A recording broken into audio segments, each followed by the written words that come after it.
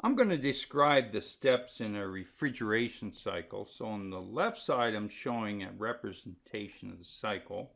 And on the right side, I'm showing a pressure enthalpy diagram.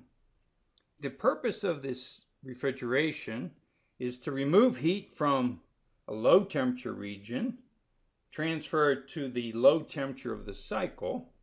In order to accomplish this, we end up having to put work into the system, and then we have to exhaust heat at high temperature, in this case exhausting it to the room if it's an actual refrigerator.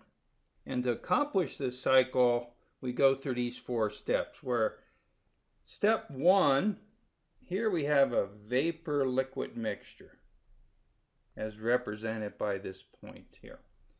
The evaporator is transferring heat from our low temperature to the evaporator, which is at even lower temperature. So in this case, for this refrigerant being used, R134A, this is about minus 20 degrees C. So the refrigerated region has to be a higher temperature than that. We transfer heat and we evaporate the refrigerant. To this point, we have a saturated vapor.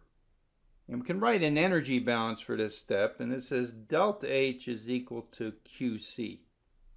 We now take this saturated vapor and we use a compressor, so we put work into the system, and we use a compressor to raise the pressure from low pressure to higher pressure.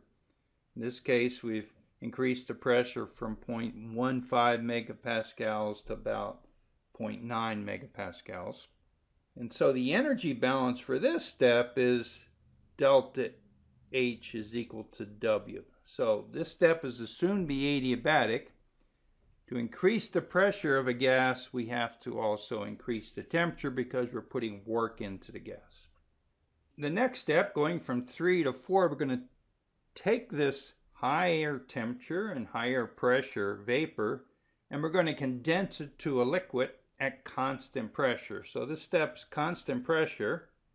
Energy balance is now delta H is equal to QH. Removing heat here, transferring it, for example, to the back of a refrigerator to condense to a liquid at high pressure.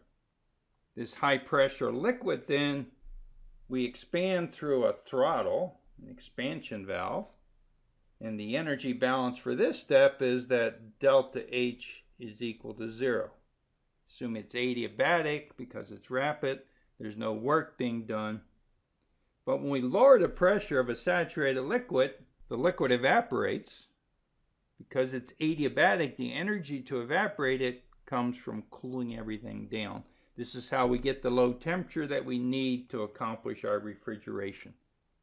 And so the overall cycle is the running this refrigerant through evaporator at low pressure, low temperature, compressor to raise the pressure, now a condenser at higher pressure, and this is about 35 degrees C for the refrigerant we're using here, and then using a throttle to create the low temperature and complete the cycle.